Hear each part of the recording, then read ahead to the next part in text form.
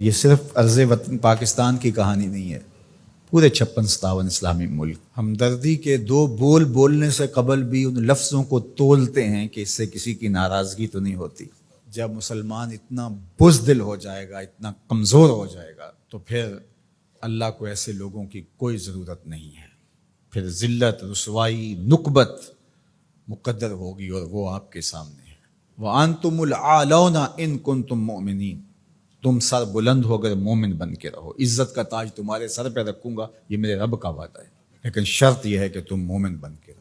اور آج دنیا کا مکروہ اور دوہرا چہرہ بھی سامنے آ گیا، جو انسانی حقوق کی بات کرتے ہیں، کتوں اور بلیوں کے حقوق پہ تنظیمیں بنا رکھی ہیں۔ آج بلکتے بچے، یہ ایک تصویر دیکھی نہیں جاتی کہ ایک حاملہ عورت کٹ جاتی ہے تو اس کے پیٹ سے ادھورا بچہ ایک شخص ہاتھ میں اٹھائے ہوئے دہائی دے رہا ہے۔ ظلم ظلم ہے، بڑھتا ہے تو مٹ جاتا ہے، اور خون خون ہے، بہتا ہے تو جم جاتا ہے۔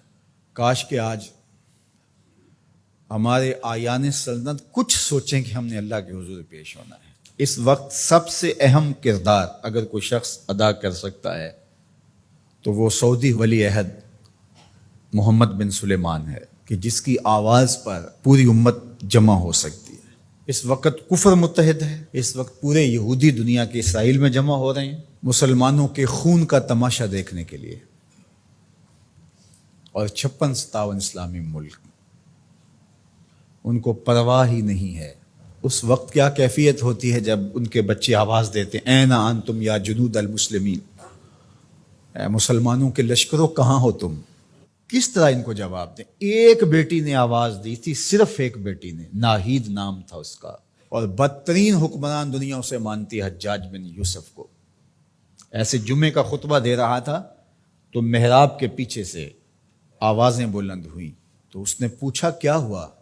تو لوگوں نے بتایا کہ دیبل میں ایک کارواں کو راجہ داہر کے لوگوں نے لوٹ لیا ہے، تو یہ اس کی فریاد کر رہے ہیں، اور وہ ناہید نامی ایک لڑکی نے آواز دی ہے، میری مدد کو پہنچو۔ تو حجاج نے کہا تیری مدد ہو گئی، اور پھر محمد بن قاسم کو تیار کیا، اور پھر وہ قہر بن کے ٹوٹا، صرف ایک بیٹی کی آواز پہ۔ ایک بیٹی نے پکار دی۔ آج کتنی بیٹیاں ہیں، کتنے بچے ہیں، آج وہ نام لے لے کے آوازیں دے رہے ہیں، لیکن ہے کہ کسی کی زندگی کا لف و نشر غیر مرتب ہو، کسی کی نیند میں خلل آ جائے، کسی کے عیش و عشرت میں، کسی کے طرز زندگی میں فرق پڑ جائے۔ بے حسی کی یہ کیفیت ماضی میں کبھی نہیں دیکھی تھی جو آج دیکھنے کو مل رہی ہے۔ آہستہ آہستہ ہمیں مادیت زدہ کر کے، مسائل میں الجھا کر کے ہمیں اس جگہ پہ کھڑا کر دیا گیا کہ ہم کسی قابل نہیں رہے، لیکن اگر ہم سچے دل سے رب کے حضور حاضر ہو جائیں اور مظلوم کی داد رسی کے لیے کھڑے ہوں، تو اللہ آسمان سے بھی رحمت نازل کرے، زمین سے بھی رحمت نازل فرمائے۔